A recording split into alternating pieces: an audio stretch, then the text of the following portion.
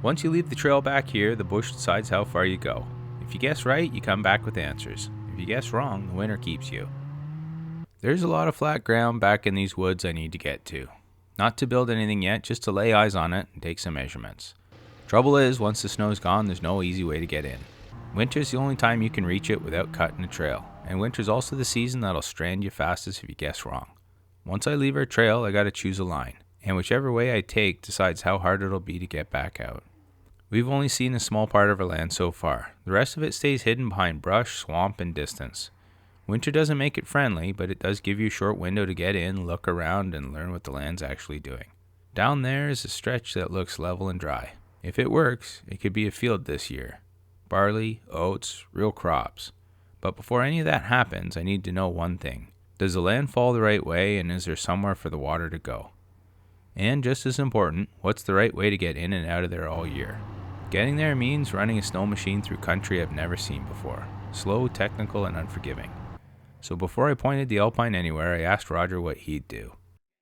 So this is our land here. Yep. Right? That's the cabin site right there. Yep. The field is down here. The potential spots down here. Yep. I gotta go through like all these alders, poplar down here to the field. Okay, that just looks a little bit too tough right now. What I'd say is this spot up here with the river, if there is a little bit of stream water through there, it'll be froze. It was minus 40. We can tell that it's open. Take a shot down through there, get down to that spot, look around, send the drone up, and then see what that looks like. I would say get down there first, then you can have a good look at it and figure out where you are. Get your bearings, and then take the transit, see what the level and elevation stuff is like. So you think?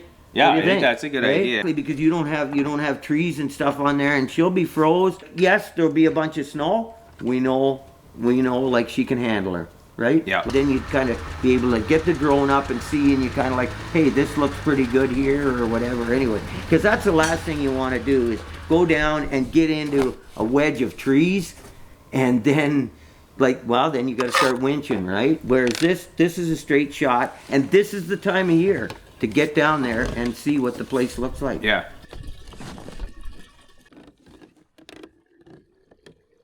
This field would be a real game changer for self-sufficiency. Becca bought the tractor before Roger and I ever met. The original plan was simple. A brush hog instead of dragging an ATV mower around. Just a practical way to keep the land open. But Roger's a farmer, the real kind. He's turned raw ground into working fields. He knows what it takes to cultivate from scratch, and we've got a lot to learn from him. Becca loves barley. It's something she grew up with. Soups, staples, real food. And I've been an all-grain brewer for years. If we could grow 2-row barley out here, well, that's just the start of something. A malt house someday, maybe even a small off-grid brewery. Nothing flashy, just soil, seed, sun, and time. That's the original solar power. Stored sunlight turning into grain. I made it down to the creek just like Roger suggested, took a look around, started to get my bearings. And that's when I realized I was missing a bin.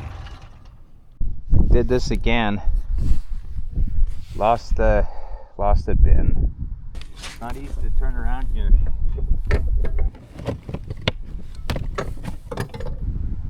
I can't turn around.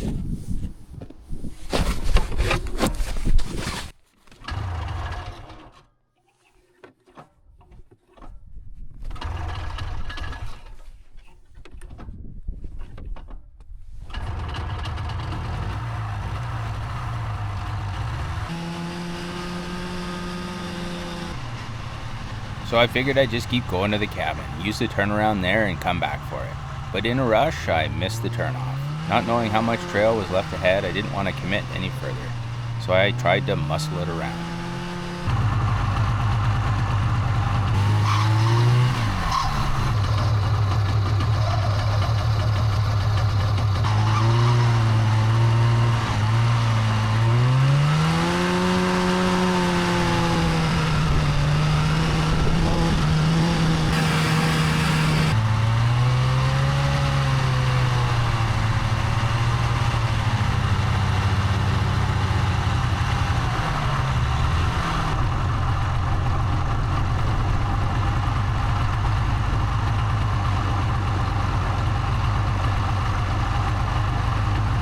It looks like just open water.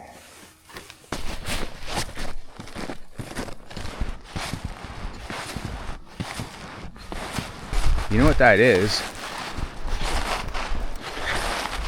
That's animals. What's making that track right there? Maybe the... whatever it is keeping this water alive. Yeah, I don't know. Like that right over there. I drive over that? I don't know what this is.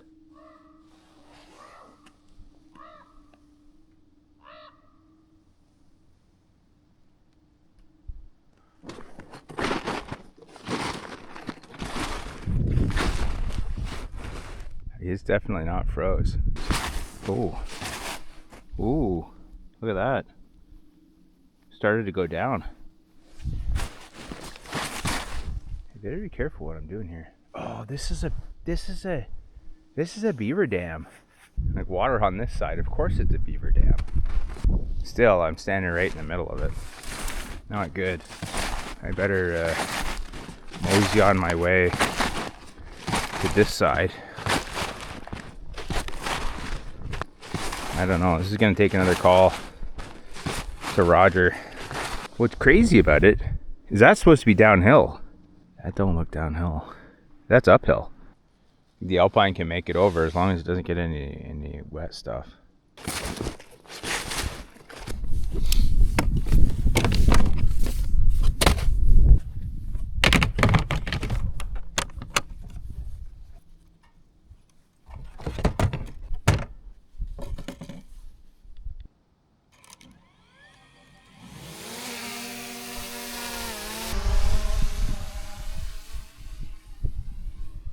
Now, there's a fair bit of open water on this creek, and that's just the water you can see. The rest of it, well, that's between you and the ice. Out here, if you go through, it doesn't much matter where you go through. Snow's too deep to walk without snowshoes, and I've never been fully convinced snowshoes and thin ice are close friends. Once they're on your feet, they're on your feet, and I imagine they'd make fine anchors if things went sideways. Sure, fewer trees to cut coming this way, that's true, less work. But sometimes a shortcut charges interest. The plan was to stay right to the edges, run it along the tree line where the ice ought to be thicker. But right here, these open pools, I really don't understand what's feeding them, or why they're here at all. All I know is if I drop into one of those, or even get too close to the edge, everything I'm on is going with me.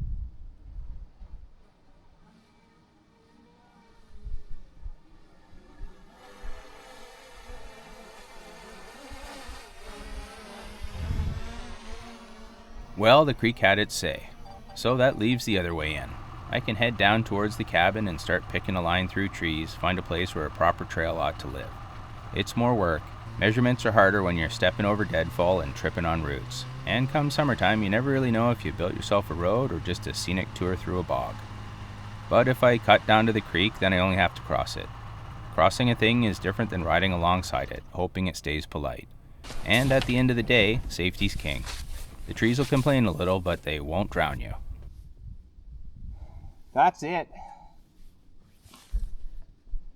This way's a no-go. I could do it, right? I'm not afraid of work, but there's no way you're gonna ram the Alpine through there. It is just tag alder. Even this grippy Alpine, it'd be interesting that I could go walk back there with the snowshoes. So if I go through here with a chainsaw, I guess use the drone? That's a good point. Let's bring the drone out.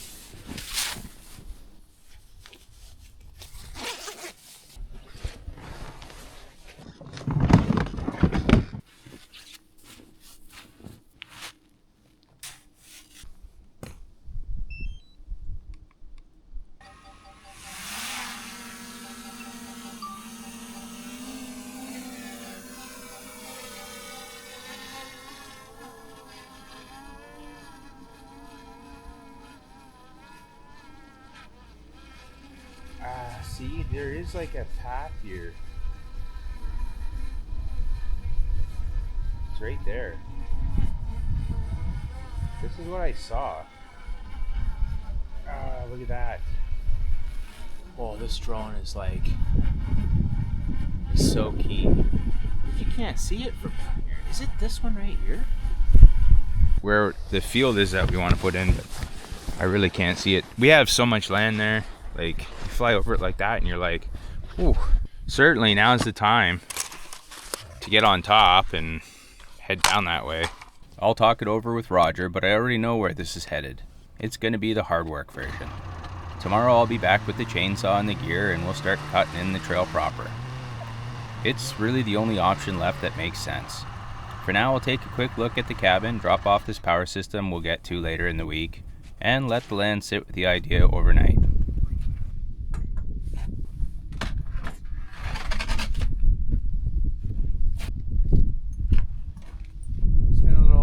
It's been a little while. Van trouble, right? Flex plate cracked. Set me back a while, but it's fine. We are back.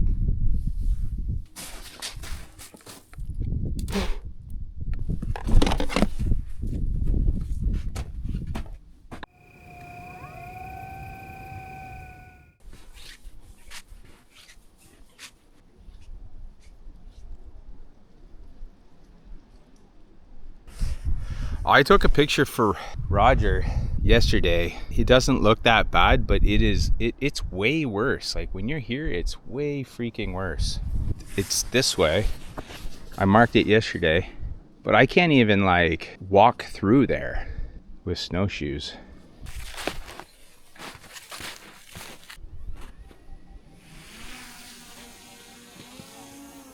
I'd seen something here before. Not in the winter, but on summer satellite maps. Just a faint line, something that looked like it might have been a path once. Standing on the trail and looking into the bush, you'd never know it was there. But once I got the drone up over top, it started to make sense.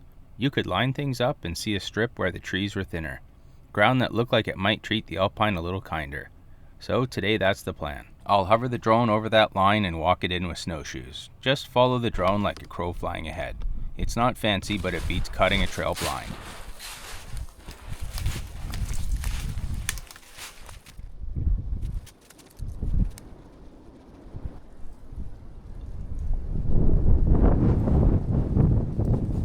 It's hard to keep an eye on that bird through the treetops. Wind's got her dancing around up there, fighting to hold her place.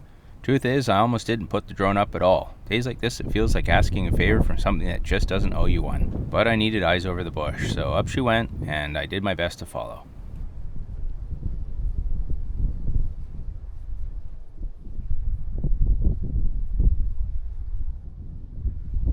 If I had to guess, there's 4 feet of snow in this bush, maybe more. Watching it back, it almost looks like I'm standing on a few inches of nice, polite ground. Nothing could be further from the truth. Under that crust is space, air pockets where the snow's bridged over dead fallen brush. Step in the wrong place and you don't sink a little, you disappear. It's not walking so much as negotiating.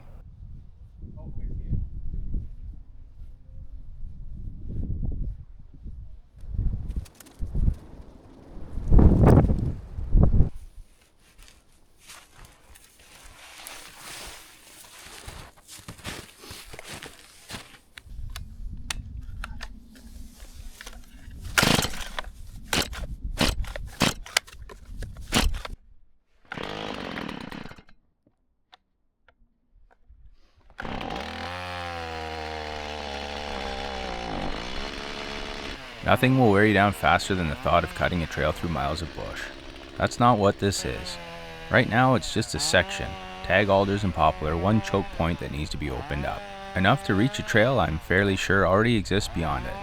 You don't solve the whole problem at once. You solve the piece that's in front of you and you see what opens up next.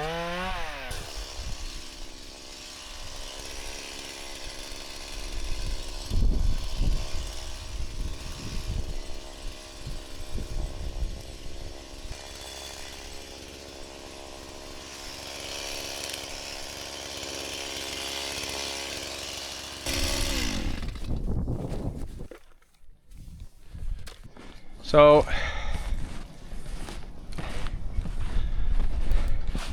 let's walk down this trail with me.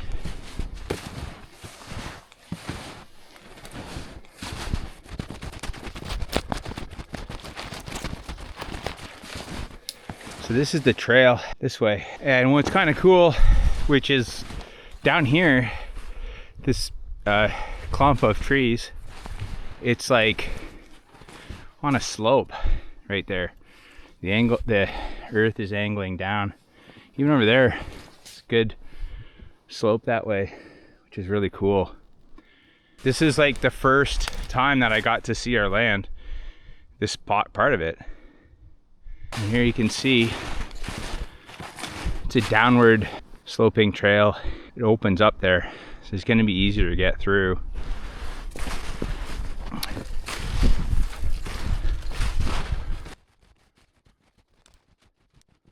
You'd be forgiven for thinking the high ground is where the water isn't. That's what I thought at first too. Nothing could be further from the truth. I'm no geologist, but it's clear what's going on here.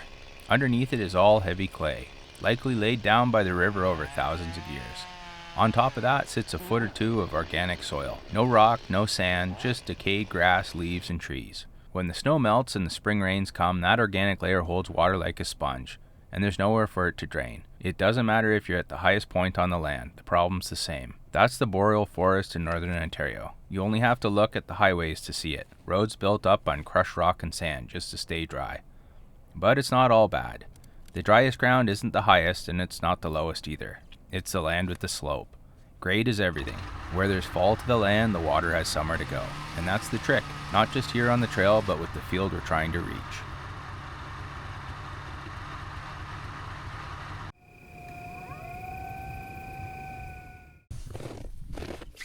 So it's a frosty morning, -15. Where I went through with the snowshoes yesterday, I can actually walk on top, which is awesome. So the plan is to go in today with the Alpine. I'm probably going to leave the chainsaw running so I can hit stuff as we go. But it's the same situation. It's kind of one of those one-way streets, right? As soon as you venture to go down here, I got to keep going till I can make that turnaround and come back out. I don't want to have to winch. A little nervous, I'm not going to lie. But there's no point in sitting here thinking about it. Roger always says, you kind of sit here and think about it, you're not going to get anything done.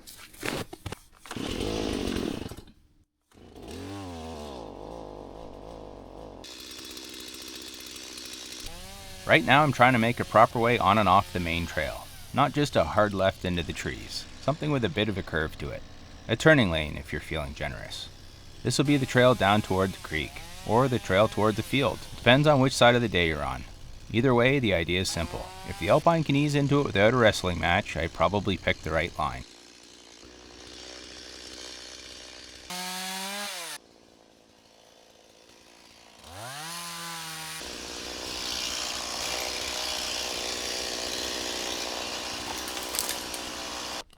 It's crazy, just a little bit of work like that and you're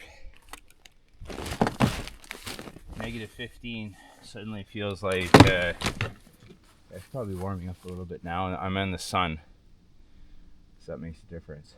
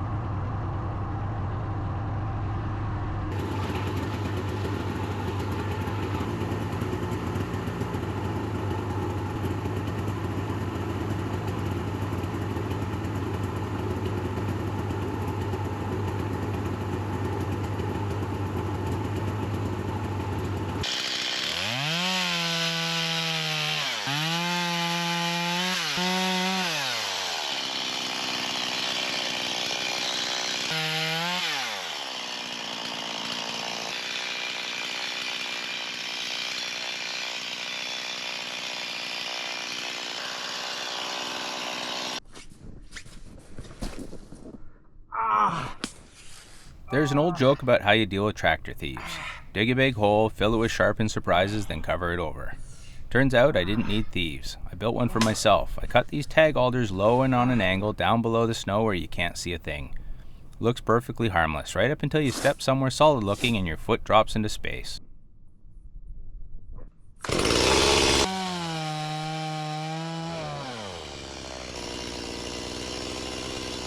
There we go.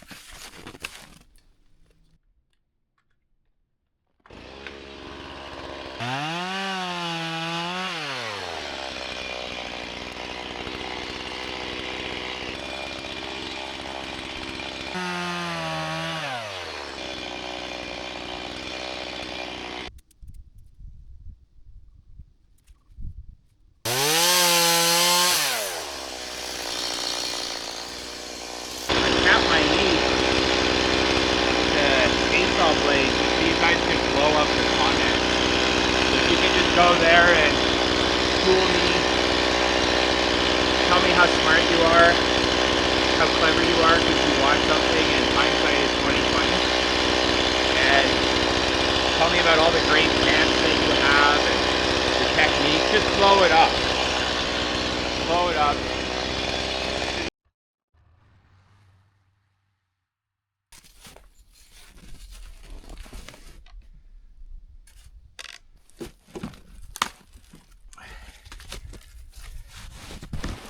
Just goes to show how quickly things can turn bad out here.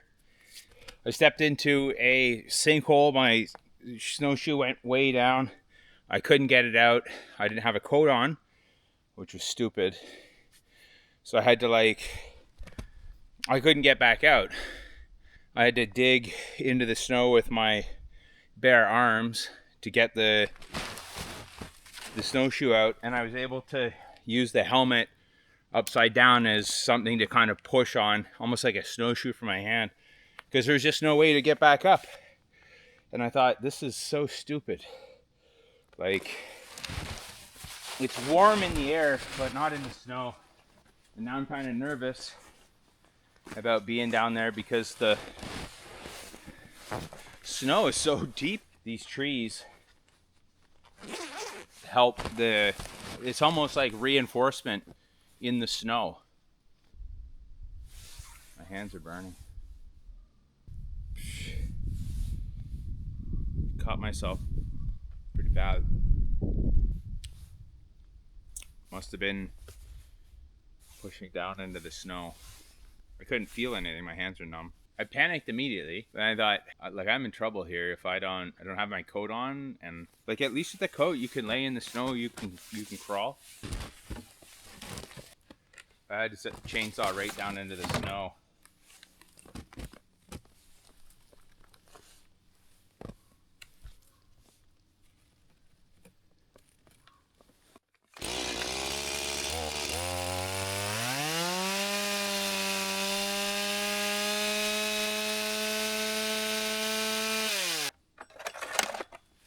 I'll be honest, I do worry about the alpine staying on top. If the snowshoes can't stay on top, that's risky with the alpine.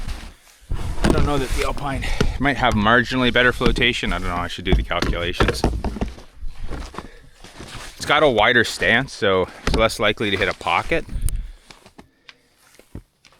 But why don't I take you down, and we're gonna take the alpine down here anyways, but Hey Roger. So I had kind of a few things happen today. So I stepped in the wrong spot. The snowshoe went straight down. I was in up to my hip, and I couldn't get the snowshoe out. Yeah. So my foot was I couldn't get my foot off the snowshoe. I couldn't get the snowshoe out. and I didn't have a jacket on, so like I had bare arms. Right? Yeah, you can't be trying to flail the snow out of the way or dig a No. hole even with your hands. Yeah, I realized I was in a dangerous situation. So this is like a hole right here. That was the first kind of sinkhole I hit. Just mildly, like, I don't know. I was able to get back out. That's where I went in there. I think my foot went down. Sucked, like I couldn't get my shoe out, my snowshoe out. It was fucking me down in there. And like all this, like, is this better? It looks the same kind of garbage.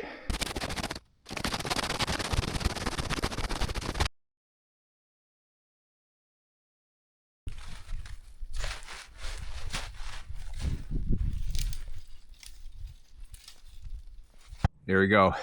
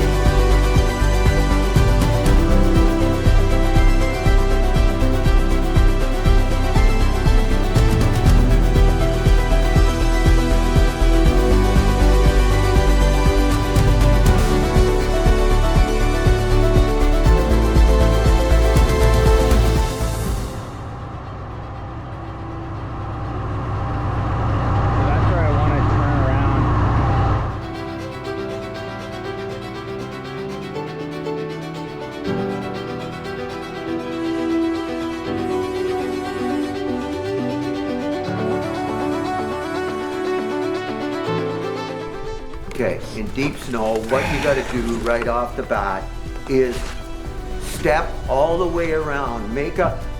Push that powder down. Make a platform so that you can kind of pull it back a little bit and you've got a little bit of a run. So on the sides, behind, in front, you wanna pack that snow down. When you're working out here, the snow isn't always what it looks like. Sometimes it's sitting on bushes, sometimes on grass, and under that, there can be air. If the pocket's big enough, the whole sled can drop into it.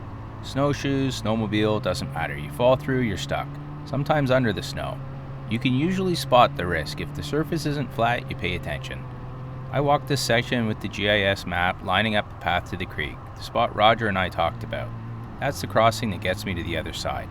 The problem is, the creek's only halfway in. We're not there yet, but we're close enough that decisions start to matter. I scoped this clearing ahead of time. It's the one spot where I can make a proper turnaround. A small loop where the sled can swing around without needing a winch. I can come in, circle it, and head back out clean. That matters. Up till now, the only place I had that kind of margin was back at the cabin. Everywhere else, you commit and deal with whatever happens. Out here, this changes things. Now I've got options. Let's take a quick look. Just turn around and where we are relative to the creek.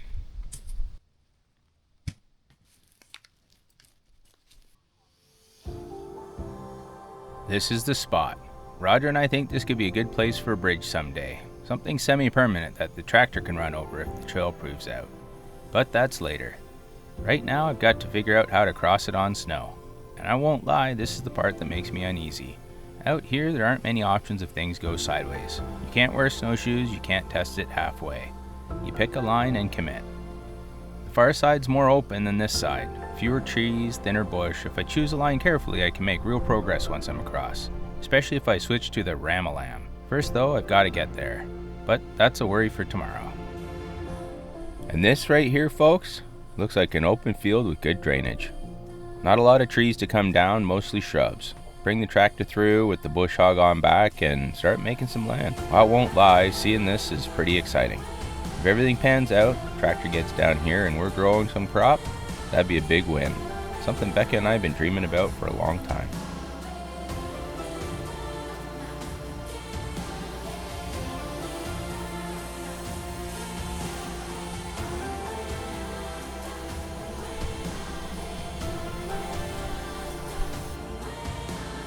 Ten more feet of trail and this loop's finished. After that, we got ourselves a straight shot back out.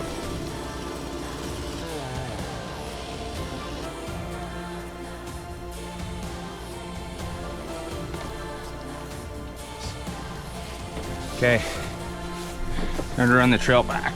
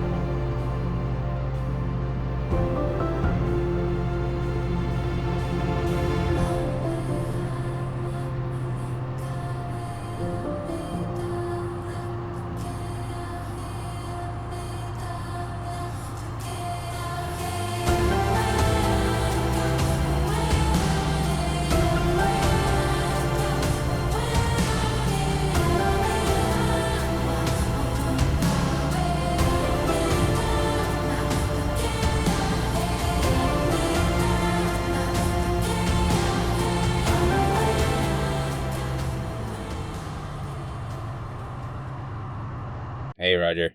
Yeah, Trevor. How Hey. you doing? So I guess the big thing is I gotta go across the creek. With the drone, did you get down low enough to see how much of a drop it goes, like off the snow down into the creek? There's no shadow in that Right. Okay. in that gap, but you Right, can right, see right, one right. side of the in that divot, one side is light and the other side is like darker. So, which side do you think is steeper? Yeah, right at the creek, there's a divot there. Maybe I'm just overthinking it, right? Talking with Becca about it didn't make me feel any better. She always kind of looks at it on the downside. Like sometimes being too cautious is what spells disaster. Assess the situation. When you can see it, it might look way better than what we were thinking before. Yeah. Make sure you got plenty of ropes. And once you assess the situation, you'll know a lot better of kind of like, okay, I think this is what I need to do. It's like, okay, straight ahead, here we go. Yeah, I'll give it a go in tomorrow. Again, I was kind of spooked. Like, for what you got done, you probably put in double the effort because of the condition. We'll talk tomorrow Okay. and see how things work.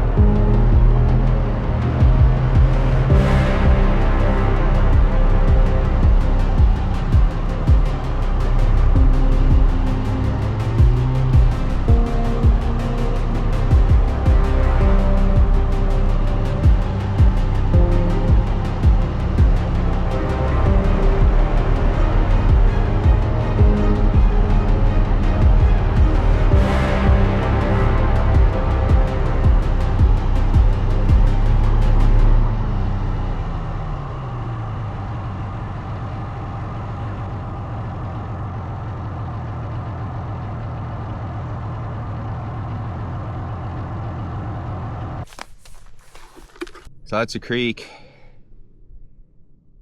It doesn't look too bad, but I guess famous last words. I just punched through. Maybe I should have been doing that all along. I don't know.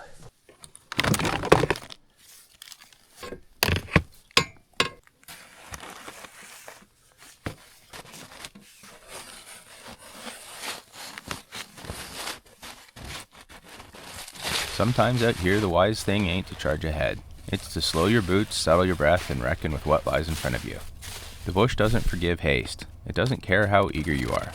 If you don't make a plan while you still have the luxury of thinking, you'll find yourself making decisions when you no longer have the time. Better to study the ground, better to measure it twice in your mind, because once you're committed, you're committed. I'm sitting here now watching the signal bars, hoping for a whisper of service. Up on higher ground, my new cell service will reach me, which is no small blessing. But down here in this low stretch of land, the world goes quiet. No calls, no messages, no easy way out. Just you, the snow, and whatever choice you make next.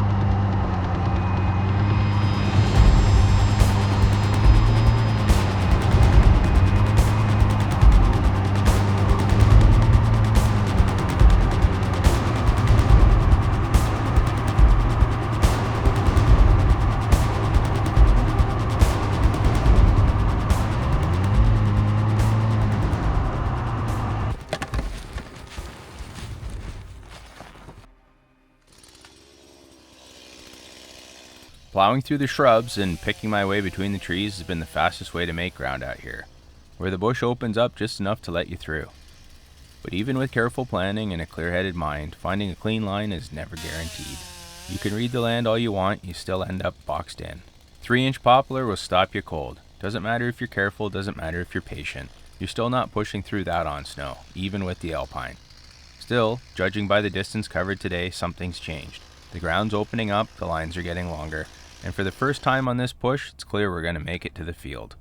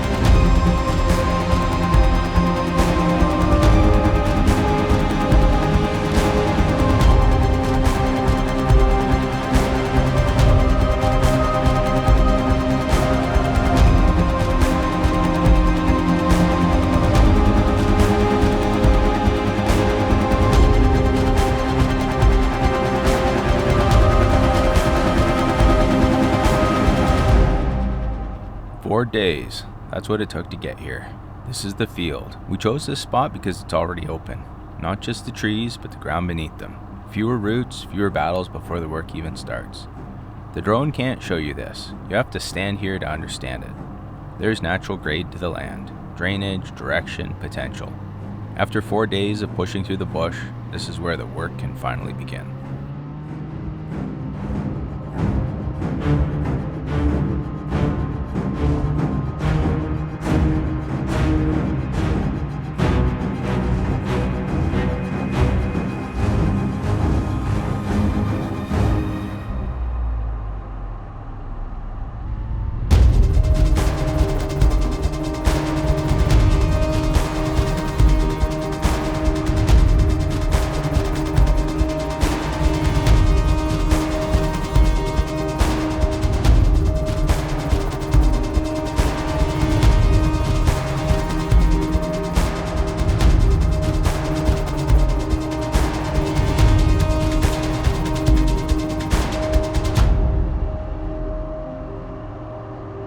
Getting here was one thing, turning around is another, and the Alpine never makes that easy.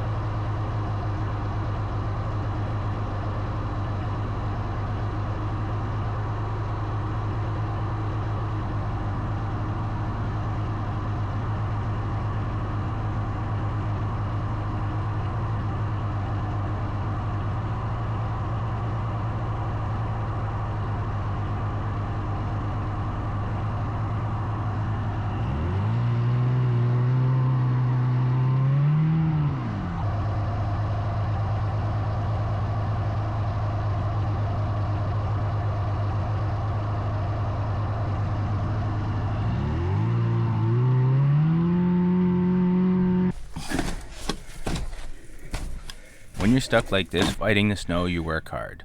It doesn't matter how fit you are, digging a sled out of deep snow will tax your body every time. The danger is how badly you want it over. You push, you rush, your heart rate climbs before you notice. That's when you stop. You slow your breathing, you take small sips of water, and you let your body catch up with your head. I spent years as a medical first responder, and I learned one thing early. Overexertion in the cold can be just as dangerous as the conditions themselves. Out here, there's no margin for ignoring the signs. So I take it easy, because getting unstuck isn't worth not coming home.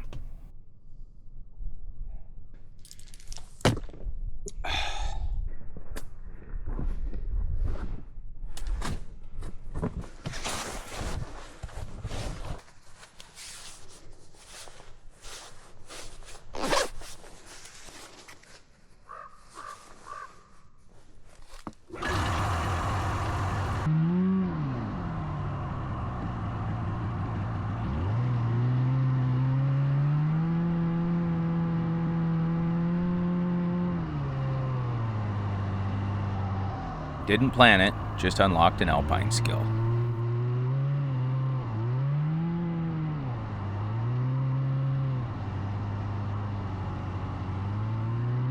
Now on the subject of this Skidoo Alpine, she's a workhorse, a proper one. Not a showroom queen, not a look what I financed special. I've got faith in this machine.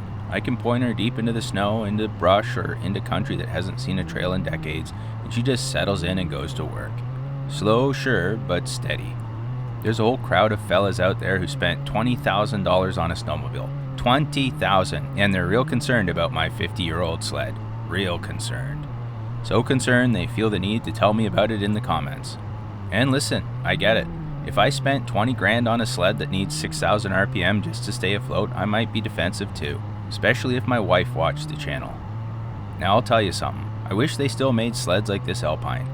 Single ski, double track. You can't tip it over, you can't hook a tree. You bounce the nose off a trunk and she just shrugs it off like it was part of the plan. Now you tie a winch to one of those plastic wonder sleds and you're liable to rip the decorative grab handle clean off. This one, she'll pull a barn down if you ask politely. And groomer? Don't even talk to me about the groomer. This Alpine doesn't need 100 horsepower and a prayer. She digs in, packs snow, and leaves behind something you can actually drive on. Over here, we run a 70-year-old tractor and a 50-year-old snowmobile. Because out here, we don't buy toys, we buy tools. And folks can keep their $20,000 ego sleds. I'll take one that still works. Besides, this one's already paid for herself.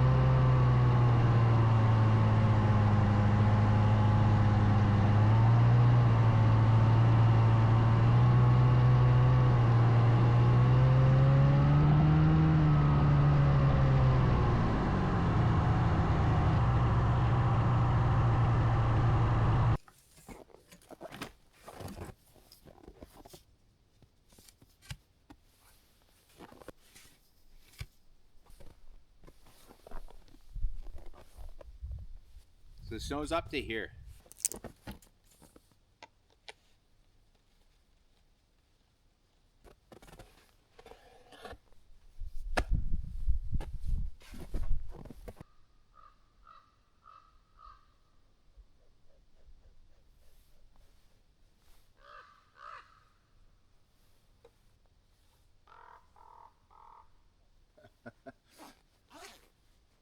Okay.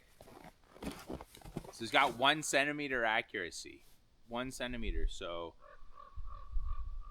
less than half an inch accuracy. It's pretty gosh darn amazing.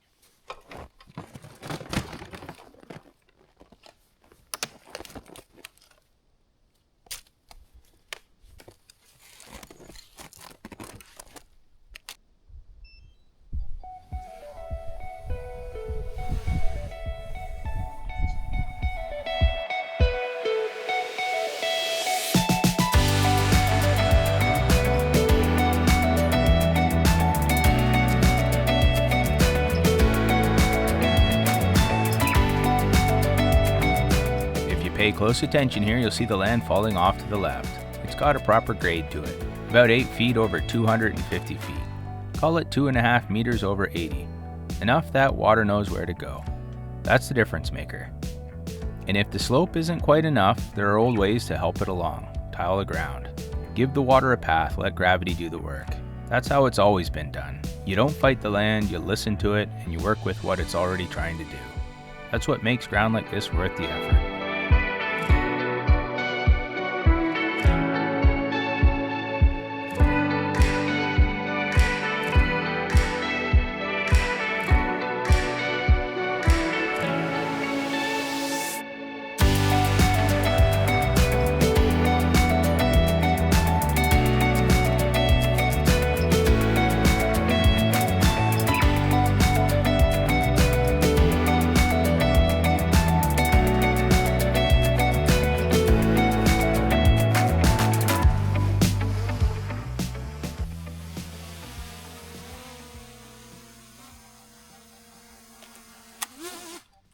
Now, I'm not going to bore you with science, that's not what this channel's about. But you might be wondering how I knew the field drops 8 feet over 250. Well, this little doohickey here keeps me honest. It's a GPS unit with what's called real-time kinematic correction. In plain terms, it cleans up the noise, atmospheric drift, satellite wander, all the little errors that creep into a normal signal. A surveyor would set up a base station on known ground and send corrections by radio. I don't need to. I tap into a network of permanent base stations spread across northern Ontario. They model the corrections for me, provided I keep up this subscription. The result? About a centimeter of accuracy, less than half an inch. This PVC rod's length is known. When it hits the frozen soil beneath the snow, I record the exact position and elevation on my phone using GIS mapping software. I've already traced the boundary of the field. Now I'm just walking into the bush, gathering points, letting the land tell me its shape.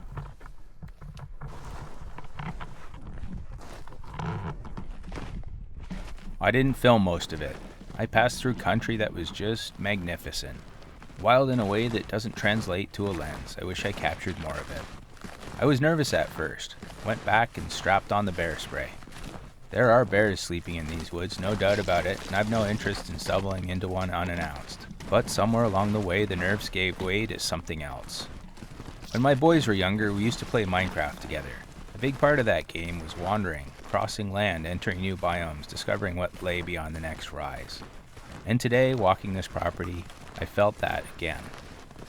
I found wide beaver marshes, thick with bulrush, evergreen clusters hollowed out underneath with hare tracks everywhere, proper winter shelter, and around them a quiet print of a cat, lynx maybe, the map of the hunter and the hunted written plainly in the snow. Walking there with bear spray at my side, I had a fleeting thought. This must be what it feels like to be a hare, always aware, always listening. I've spent hours studying satellite maps, tracing contours with the mouse, zooming into pixels. But a map doesn't tell you how the air smells, doesn't tell you what the ground feels like underfoot. Ravines, flat benches, rolling hills, tamarack stands glowing pale against the dark spruce. You don't really know land until you walk it. And today I finally did.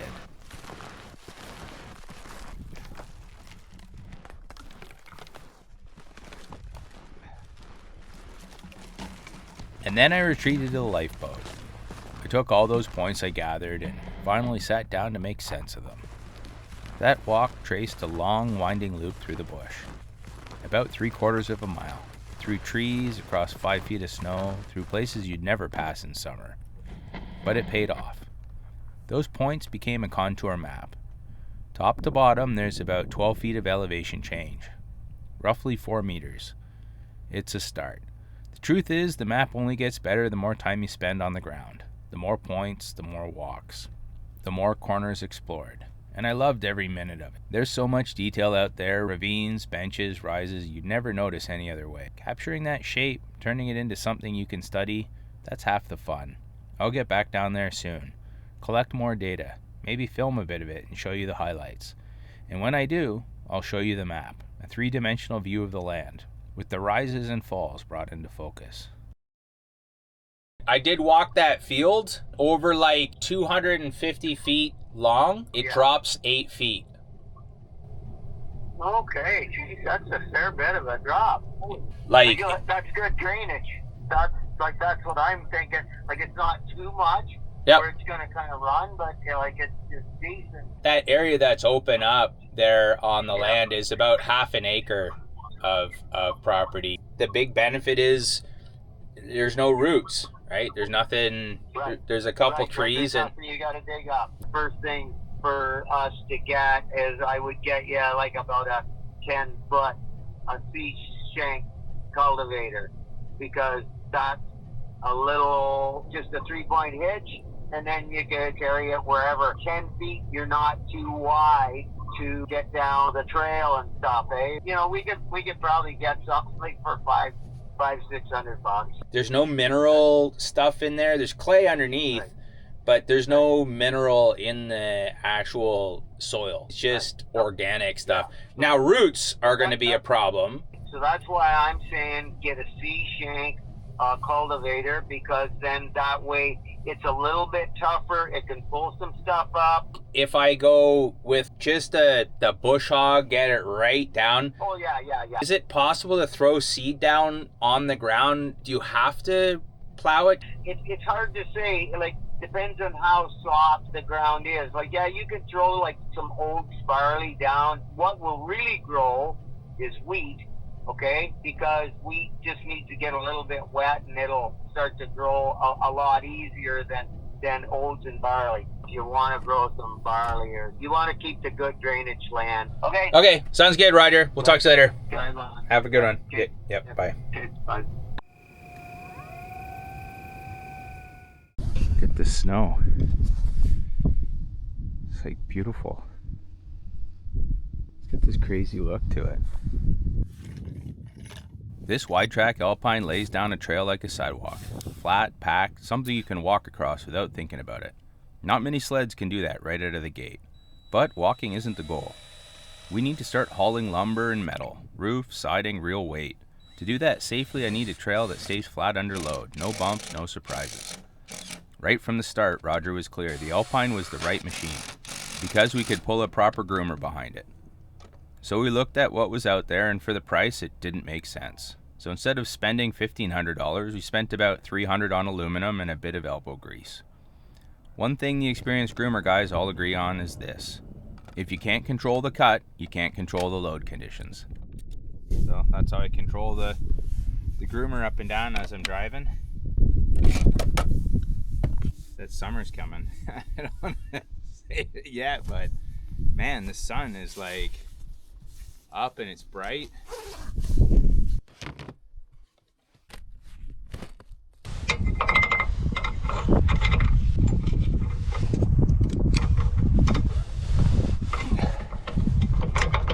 Now then, it's time to haul that groomer out into the white and let it stretch its legs. And maybe quite a few of them aluminum doubters while we're at it.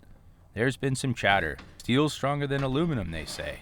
Well, not exactly. See, pound for pound, aluminum carries 2 to 3 times the strength of steel. That's not an opinion, that's material science.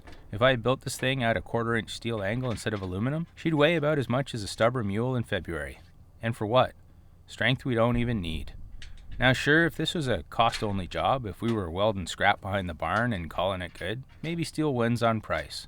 But out here you gotta drag it, lift it, flip it, wrestle it into place when the wind's howling and your gloves are stiff. Aluminum doesn't rust, it doesn't fight you, it does the job and keeps the weight honest. No engineer ever looked at a strength to weight ratio and said, let's skip the better option. Not unless the wallet was doing the engineering. Now about that actuator. When we first laid this thing out in CAD, I showed you the plans. Right there, plain as day, was that actuator up on top, the heart of the lift system. Some folks caught it right away, others had to sit back in the chair and noodle on it a while. Watch this. As I adjust the actuator with the groomer hitched to the Alpine, it's pushing the blade down relative to the pan. Since you're standing still, you'll see that pan lift just a touch. Once removing, that blade cuts in deeper. The pan may bobble a bit, but the blade stays down, and that's the design.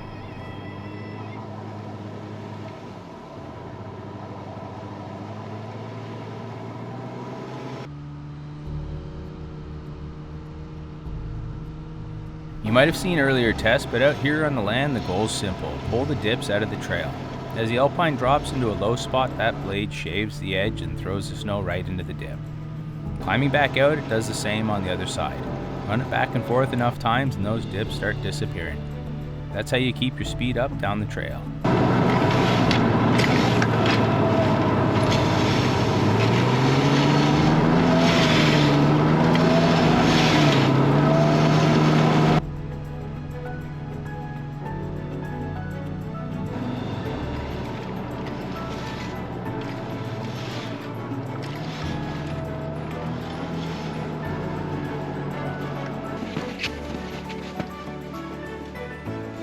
That was pretty amazing. Amazing. Honestly, I couldn't have wished for a better outcome than that. Like, that was amazing. It just chopped that thing down, and yeah, not even any bricks on the back. Like, you know, maybe later, you know, like, but that was awesome. And sometimes I could feel it pulling and the Alpine just went, go. Totally awesome.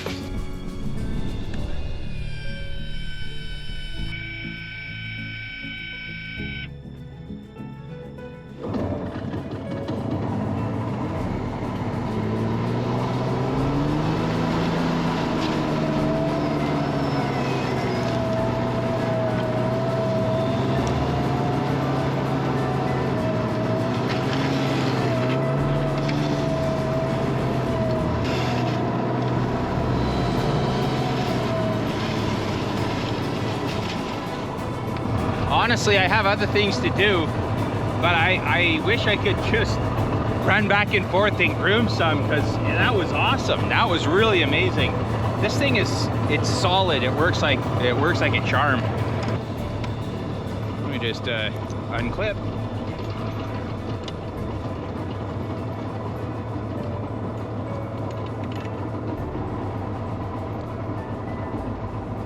So glad that's aluminum and not steel, because all that snow on there, like if it was steel, it would be unmanageable, that's for sure. Not by one person. Now, before I wrap this up, I want to read a few things you've written lately. I don't always get a chance to respond, but we do read them and they do stick with us. Ian writes, "Don't be a slave to the algorithm. Keep being you. It's great to watch somebody competent, single-handedly and on a limited budget live your dream. Thank you." Donnie says, "Holy mackerel. You seriously deserve an Olympic gold medal for getting that wood stove back to your cabin. Given the conditions and done all by yourself, unbelievable." Joe writes, "Nothing negative from me, sir. Just a lot of much-deserved respect for your hard work and common sense. Thanks for the vids." Mark had this to say about Roger. "Love the way you cut Roger's advice into the video, like Obi-Wan advising Luke from beyond. That one meant a lot." The Paunch writes, "Really like the longer videos. So many just do 15 or 20 minutes. Keep on keeping on." Cool Stuff says, "Enjoy the channel. Don't dumb yourself down. Those other channels are not fun for all of us." And I hear you there. Travis writes, "I've been watching ever since you put up your wind turbine. You didn't fall and break your neck, so I figured you deserved a like and subscribe. Best decision I've made." Caleb says, "I can't understand how emotionally invested I am in your success. It feels like my old stomping grounds of Northern Ontario. I was cheering when the cabin came into view, and this one came from someone with more miles than me." My Fun Art writes, "I'm 78 and I did TIG welding and metal shops for a living. I enjoyed your videos from the beginning, but this one was probably my favorite. I even learned a few things." Well, you know what? That's very humbling. Not everyone agrees with every choice, and that's fair. One viewer wrote, "I like the build, but I wish you talk less about YouTube and more about the cabin." Point taken. Whether you're cheering from your old stomping grounds or shaking your head because you would have done it differently, thanks for taking the time to write. It means more than you know. Before I shut the lights off tonight, I want to say thank you to a few people who've been quietly showing up these past weeks. When you're out here all day in the cold, pushing through the bush, making decisions that matter, and then you come back to a little closet at night to edit for hours, that's when the mental side of this really shows up. Knowing there are people helping along, checking in, encouraging the work, it makes a bigger difference than I can probably explain. So I want to thank Thomas King, Milo, Claude Normando, Ivor Thomas, Terry Thurman, Mr. Mac, Mr. Elvin Dude, Alendrick, Keith Flynn, welcome back, like and subscribe, John Fink, Maddie TU, Ray Malone, Darlene Nevery, Bill Fenwick, Mark, Jake Block, Doug, Tracy Wright, and Burbs. Your messages, your encouragement, your presence through the week, that's the part people don't always see. This place gets built one decision at a time, one cold day at a time, and honestly, one bit of encouragement at a time. I don't take that lightly, not for a second. Thanks for being out here with me. Alright, I'll see you on the next trip in. Thanks for watching till the end. If you're new here and thoroughly enjoyed this episode, you're in luck. This didn't start today. There's a whole adventure behind how we got here. Start with this playlist, Off-Grid Adventure Series. Grab a mug, pull up a log, and settle in. You only get to binge a journey like this once. After that, you're waiting for the next episode like the rest of us.